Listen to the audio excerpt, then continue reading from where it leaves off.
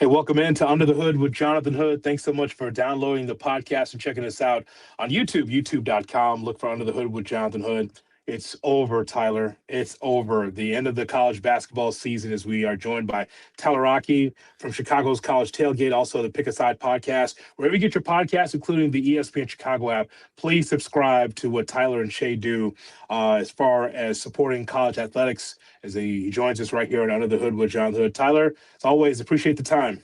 As always, Hoodie, I enjoy talking with you, putting a bow on this college season. And what a season it was, man. Like that, I think, was my favorite college basketball season of my lifetime. When you're talking like start to finish, I think that was my favorite season of all of them. That's saying a lot. I know that when we talked before the season started, you were very excited about so many different possibilities across the country Mhm. of terrific college basketball. So, what made this season stand out for you the most? Is it exactly what you thought you were going to get? I think it was a little bit of everything, is because it felt like every single night there was big time basketball on. It seriously did, like all the way back into like November when you're talking about Maui wasn't great this year, but like you had the players era, which is where we really saw Michigan announce themselves to the rest of the country. And that tournament in Vegas where you're doling out NIL money to a lot of these big time programs, and you got to get that big time basketball feel in November. That to me was kind of a great launching point for what this season ended up being. And then once you got into the thick of conference play, it was one of those things where, yeah, I got my NFL fix on Sunday and I got my college fix on some of those Saturdays in December and January. But Monday through Friday, there was big time basketball. It felt like every single night. And that's what made it great, is every single night there was something that was going to wow you on the college scene. And I don't think we've had that in years past, where it felt like every single weekday. And then once the football season was over, weekends too. But it felt like 7 days a week you were getting something excellent. The NBA can learn from that. Yes, they could. I mean, Yes, they every could. night something. I mean, listen, I know that there's more teams and conferences to choose from, but man, when you could just turn on any random game, you're like, okay, these teams could be in the tournament and it holds your interest, says a lot about the college game. Absolutely. And it was like there was just such a depth to how many good teams there were. Like I think back to one of the most important polls that we get, the AP poll that we get in week 6 is considered to be a great barometer of who's going to be a champion. A team every single year for the last like 22 years now has been inside the top 12 of that AP poll. Guess who was 13? It was Illinois. Yeah. They were in the Final Four this year. So like the depth of teams that could have won the entirety of and the tournament this year, it was just so wide open. And that's, I think, what made it great. Like, yeah, I thought Michigan was like, I picked Michigan at the beginning of the tournament, but as I got to the Final Four, I was like, this Arizona team could really give them some fits, because I think their guard play is going to be that much better. And then Michigan whoops their ass. And then UConn, a team who I thought was one of the weaker 2 seeds that we've seen in recent memory, they bring them down to the brink in this title game. So I thought like that's part of what made it great, was you could be watching a team who had a 15 next to their name in the middle of January or February, and that team had just as good of a chance to win it all as the team that had a 1, 2, 3, or 4. So let's talk about the game with Michigan winning the national championship against UConn. So going in, I thought that Michigan could win it. I didn't think they would dominate the game like Michigan dominated Auburn Mm-hmm. or San Diego State. But I thought it would be kind of a rock fight. And my question was, Tyler, coming in, if Michigan gets hit in the mouth, what are they going to do about it? And they survived Yeah. as much as they won, I thought, yesterday. I thought their defense won them this game. Yeah. And like their offense, I mean, it was a full, well-rounded effort against Arizona. I mean, you can point to offense, defense, coaching, whatever you want. That won the game against Arizona. But this game, I think you could really only point to defense. And it's something that Michigan did in their last 4 games. They held their opponent to their season low in field goal percentage in each of the last 4 games. UConn shot 31% from the field. You're not going to win a game, let alone a national title, shooting 31% from the field. Now, Michigan was not much better on the other side, especially from 3. They only knocked down 2 threes in this game. But I what I saw from them defensively, they knew Hurley loves to run a lot of screening action and try to muddy things up, and you'll just lose track of guys as you're trying to run through the mess. So what did Michigan do? They were switching almost everything, or there were like little spurts where they would flip to zone in that. And I just thought it was a defensive coaching masterclass for Dusty May. Like, and that's not to take away from what Dan Hurley was on the other side. I thought offensively, Dan Hurley, the sets he runs are freaking brilliant. But what you get out of Dusty May defensively, he just won the chess match. I thought Hurley coached his ass off, but I just think Dusty May won the chess match because he was like, yeah, I know we're probably going to be a little bit limited offensively because we've got a lot of guys who are banged up or not playing in this game. So we're going to probably be limited offensively, but let's win this game defensively. And that's exactly what they did. They knew UConn was going to try to make it a rock fight. And that's what UConn did. They tried to make it a rock fight, and they succeeded in that. And Michigan still found a way to win. And I just think that goes to the brilliance of who Dusty May is as a coach. Tyler, when you see Dusty May, he comes across as someone that is 3 or 4 steps ahead of you. I'm talking about any coach in any game, right? Mm-hmm. Just the whole thing of him practicing in Ann Arbor at the football stadium, doing what assistants do. I've seen 4th leg assistants sit there between games and be able to break it down. There's Dusty May at press row with the yellow pad, looking at the game, the Illinois game before his game, just like what head coach does that in 2026 is Dusty May. So based on him now winning a national championship, second time in the Final Four, where do you place him amongst the best now in coaches in college? Well, legacy, I don't think he's there yet. I mean, the guy he went up against last night, he's got 2 championships and 3 Final Fours in the matter of 4 years there. Sure. But I think he's trending on that way. He brought a mid-major team to the Final Four, and now he's won a national title and gotten to another Final Four with the big boys. So I think X's and O's wise, he's the best coach in the game. He seriously is. Like, offensively, I know he didn't put a lot on display in this past game against UConn, but I thought defensively he did. And then offensively in some of these other games and going back to his Florida Atlantic days, I thought he was tremendous. And to what you were saying there about Dusty May putting in the work too, that's something that I remember at the Big Ten Championship. I was hosting with Yerk the next day, and I told him on the air, I said, Yerk, I know who's winning the national title this year. It's Michigan. And it's because of what I saw at the Big Ten tournament yesterday. And it was Michigan didn't even play that day. It was Dusty May with his entire coaching staff sitting on press row, self-scouting for Iowa or Ohio State. They were playing that team the next day. And he's out there self-scouting that game. And he had the entire team sitting behind the baseline. And what I could see with that entire team, they were all locked in and focused on watching the game and doing some scout themselves. I'll tell you this, there's probably a couple coaches on that Michigan roster right now, a couple of future coaches, and I think it's because of the inspiration of Dusty May. Now, there's probably some pros on that roster too, but I look at you had an entire team locked in on their off day, sitting on the baseline watching Ohio State and Iowa. And your entire coaching staff was there on their off day. Like, usually you send like a 3rd or 4th assistant out there, right? To do that scout. And he's out there with his entire staff and his entire team. And that team was locked in too. Like, the only time that you could see them lose focus from the game was when there were media timeouts and they were being mobbed by Michigan fans asking for pictures, autographs, all that stuff. That's the only time they really broke away from that.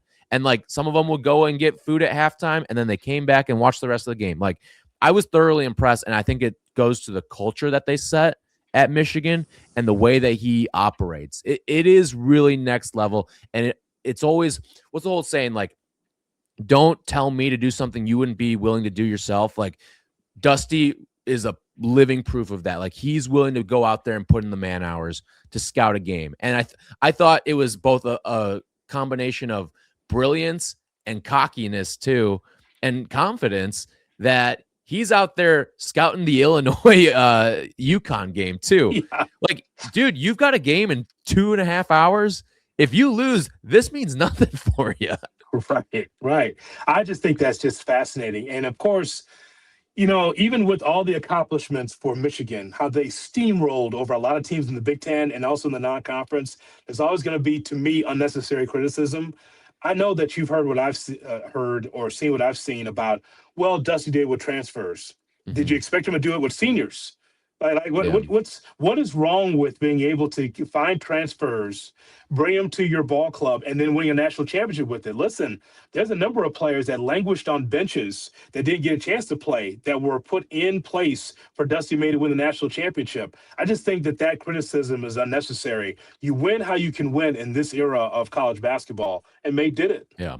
Now, there may be some questions as to the ethics of how it all went down, too. I know a lot of Well, the coaches in the league aren't too fond of Dusty and some of the tampering that may or may not go on within his program. But listen, like he got his ring. He's put a banner up at the Chrysler Center now. Like you can't take that away from him. You can't take away the memories that this Michigan team had. So I just think he's always one step ahead of everyone else. And I think he's one of the most brilliant guys that we've got in the sport right now. seemed like there was a half a house at Chrysler, by the way. You see that camera shot when they went back to Ann Arbor? Can It's I like, tell that's you this not, though? where are the people? If I'm a Michigan student or like a Michigan fan, I think Yeah. I'd way rather, because like you've been to Final Fours before. You're Yeah. packed in. You're basically like you might as well be at a concert with the way that you're just standing behind people in rows. I Yeah. think I'd rather be at the Chrysler Center. If I were a UConn fan, I would have rather been at Gamble than being at Lucas Oil last night. Because like at least it's like a true home crowd feel to it, like the camaraderie within that building. Everyone's pulling on the same end of the rope. I think as a fan, I would have rather been at one of those home arenas as opposed to actually in the building at Lucas Oil. Brother, you're so right about that. Listen, I remember me and JD, we covered 11 Final Fours together. Mm-hmm. The worst is the Superdome, by the way, if you're just wondering. It's the worst because it's like level 800 and you're on the roof pretty much Yeah. at the very, very top. And Change a everyone light looks, bulb while you're up there. oh my God, Tyler. And it's not just elevators. It's like special freight elevators to get up there. It's not like with everybody else. It's like with the custodians, what Yep. they do to go up this fixed stuff in the roof. That's where we were, without question. And when you go to these Final Fours, and we've been to a ton of them across the country, it's difficult, man. It's difficult to see. There are no great seats. I saw some people complaining about the seats at Lucas Oil, like hey, those are great seats where the fans have to sit. The media, those football boxes and those old stadiums, that's a tough spot. Yeah. It is a tough place to be able to watch a basketball game. So I think you're right. Big screen. I'm still on campus. I don't have to travel. I think I'm okay. Yeah. I think it just looks like a lot of fun too. It's like you're at a game. It's like a giant watch party, Yeah. and you're doing it in the stadium. Great view, concessions, all that stuff. I saw on DraftKings that Duke was the favorite to win it next year. Of course, Yeah. we haven't even underway with the portal and the transfers and everything else. I laughed when I saw that because here's the thing. If you're good in the portal and you're able to get transfers, because there's going to be a lot of teams that's going to try to copycat and try to be able to replicate what Dusty May did at Michigan, then Duke does not have a chance if they're doing it with mostly freshmen. Yeah. Am I wrong about that? Because to me, I would take the field over Duke next year before I even know what's going on with the portal. Yeah, no, I definitely take the field over Duke. I don't think it's even that Duke can't get transfers. I think they could if they really dip their toe in, and they've gotten some good transfers in the past. I thought Malik Brown was a quality ad for them a couple years ago. Sion James a couple years ago too. I think they can, and I think at a certain point we are going to see Shire pivot a little bit towards more of a transfer laden class. I mean, it's one thing when you're landing guys like Cooper Flagg and the Boozer twins year after year. Like there is still something to bringing in 5-stars, but I think you need to still supplement it with especially guards. You need experienced guards. And I think that's what certainly hurt them this year with some of the injuries that they have. If they bring back some of their guards, like Caden Boozer, if he ends up coming back, Isaiah Evans, like if you're able to bring back some of these guys, I think Duke could.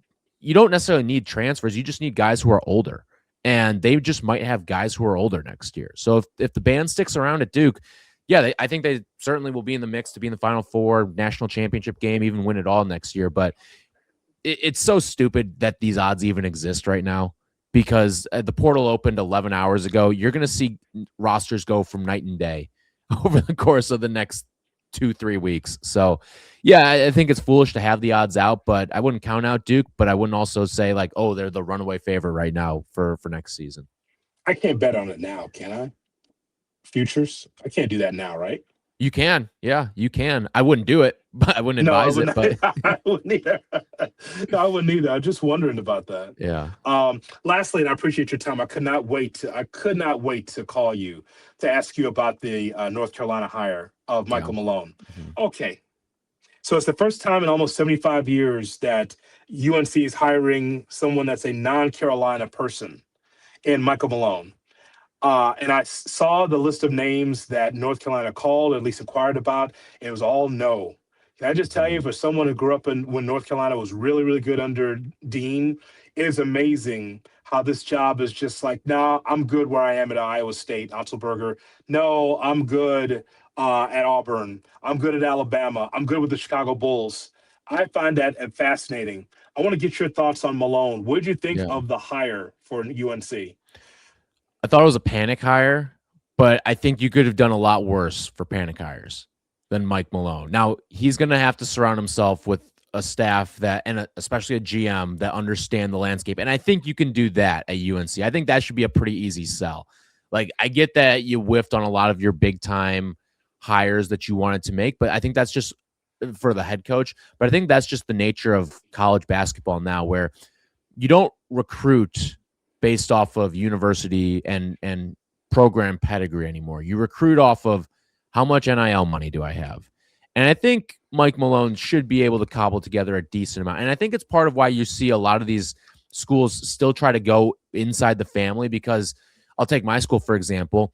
Boosters are going to want to support Jerry McNamara a lot more than they're going to want to support some outside guy who may be the flavor of the day coaching wise, but we don't know who you are at all. We don't have any personal affinity to you. Like, Syracuse got way more NIL money by hiring Jerry McNamara. I think it was by like 2 or 3 million. They got way more NIL money by hiring Jerry McNamara than if they were to hire anyone else. And while Mhm. there were probably better X's and O's and maybe even recruiters out there than Jerry McNamara, the right choice is to hire GMAC because of the fact that he is going to bring in the money for NIL, because that's really all that matters these days in the recruiting landscape. Now, you still have to have some chops to you X's and O's wise, which I think Malone does. And here, this is the most interesting part of all of this now, right? You got to remember, Mike Malone and Jokic were tight.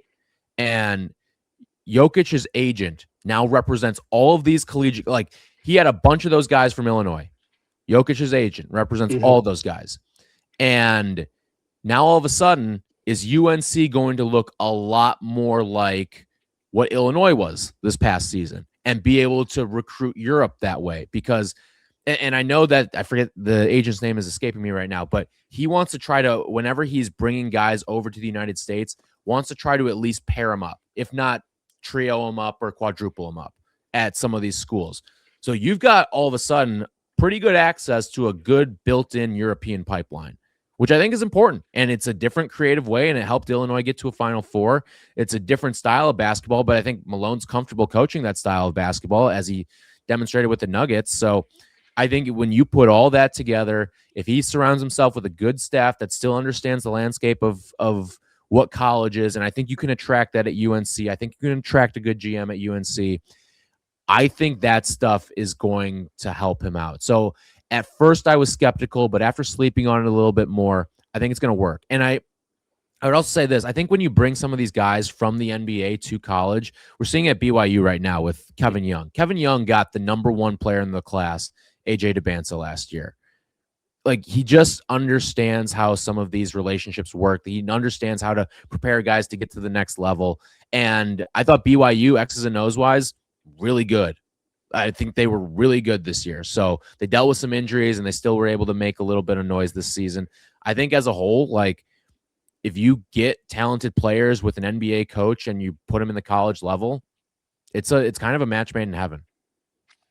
So, all the best to Syracuse with Coach Mack. I think that works out perfectly. It's an overdue hire. Can't wait for him to put in the 2 3. It's going to be great. I, it's, no, that's so good for Syracuse. Very, very last question, Yeah. and because we're going to turn the page and get to the draft pretty soon here, you and Mhm. I. So we talk about the draft, but as far as what's been out there regarding the expansion of the tournament, Yeah. more teams in the tournament. Okay, so Tyler, does this mean that on Monday Tuesday, Wednesday, we're going to have more matchups to be able to get more teams into the tournament. Like you had the first four. How do you foresee this expanding more? And the other question is from someone who's a non-power four guy with UIC, does this mean that this is only for Indiana, Oklahoma, those teams that didn't get in? Or will we see more non-power four teams with an opportunity to get in if they do expand the tournament, which sounds like they're going to try Yeah. to? Yeah, Yeah. well, to answer the first part here, I'm very anti this because I think you're going to get like when you're filling out a bracket, like you know how you don't pick the first four games on if Right. you're just filling out like an ESPN bracket, you're going to have to do that now. Even Eh, I skipped Howard. right. Right. But like you're going to be talking about probably 12 games that you're going to have to be sifting through. I don't like it. Part of why I think it just makes it clunky. Like how many teams aren't going to know their first round matchups? I think it's terrible. And that's part. I think it actually gives a big advantage to a lot of the teams that are playing in, I don't know what it's going to be called now, but like this first 24 or whatever. I think it Oh gives my God. like I think it's going to give a big advantage to them because they know who to advance scout, whereas these other teams who are sitting waiting for their opponent, they're sitting there and they have to advance scout two teams. So I think it's bad. I really do. I don't think it's good for the overall product, the overall drama of the tournament. And to the second part of the question, I think it'll help like some mid majors, but okay, so they're going to be adding 8 teams. I think in this new proposal, they're going to get out to 76. I think it's going to, of those added 8 teams, I'd guess 7 are Power 4 conference teams, Power 5 if you include the Big East. 7 will be like from the power conferences, and then maybe you dangle 1 mid-major. Like if VCU didn't win the A10 this year, I know the committee said they would have been out. So like VCU probably would have gotten in, but everyone else probably would have been a power conference. It would have been in Auburn. It would have been Oklahoma. Would have been West Virginia's, stuff like that. By the way, in the front, they got these drinks in the lobby. Have you seen the little the little cooler fridges? there? Yeah. So I got this Splendrift because just completely just wanted something to drink. I'm just wondering, will the company charge me $5 like the hotel? Like is there do you know motion if there's activated? A magnet? Yeah. Is there a magnet in which they're going to take $5 out of my check? I mean, we got one of these. We got cameras everywhere now in these new studios and the new office. So I mean, they're always watching you, Hoodie. They're always watching you. Well, that's exactly right. You're just watching me. That's right, just watching me. I think that's. They follow you, right? It follows you. The little AI robot in those things. Very few people that think that will steal around here. So of course they get the camera watching me. So of course I think that is the case. So hopefully they won't charge me $5 for taking a spin drift out of the cooler. Let's talk again when we get closer to the draft, man. It's I'll be going to the NBA draft combine. Love it. Seeing a bunch of players that won't be drafted, but I'll be I'll be locked in downtown. So I'll be checking that out. But I appreciate you spending time with me throughout the season. See, I talked to you more than one time. There you go. I think it was like 3 or 4 times. So there you go. See, anytime. That's because you're great, man. Thanks so much. And don't forget, it is Chicago College Tailgate and also the Pick a Side podcast available on the ESPN Chicago app. As always, don't forget, man, I appreciate it. What's that? I'll be with you Friday morning, too. Will you? I will be with you Friday morning, yeah. Oh, hell, we could have did this Friday morning. Why'd you tell me? Well, 7:35, we'll roll it back. It's the best we're going to do, I think, on that day. I think that'll be just fine. Always appreciate it, man. Thanks for the conversation. Of course. Anytime, Hoodie. Tyler Rocky, great on the college basketball all season long with us here on Under the Hood with Jonathan Hood. Thanks so much for joining us. And don't forget to like, share, subscribe, and comment to everything we do at Under the Hood with Jonathan Hood, presented to you by Alexander James Whiskey. AlexanderJamesWhiskey.com. It is the official whiskey for Under the Hood with Jonathan Hood. So the college basketball season is over, but we're going to have draft coverage coming up pretty soon here. We'll talk about the NBA draft and what the Bulls should be doing and other teams around the NBA. So make sure that you stay with us. Make sure you subscribe to everything we do on Under the Hood with Jonathan Hood. So long, everybody. From the phone booth. Get me out of here.